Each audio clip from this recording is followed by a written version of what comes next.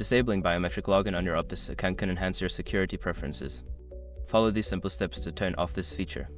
Step 1. Open the Optus app. Launch the Optus app on your mobile device. Ensure you are logged into your account to access the settings. Step 2. Navigate to Settings. Once in the app, locate the Settings icon, usually found in the top right corner. Tap on it to open the Settings menu.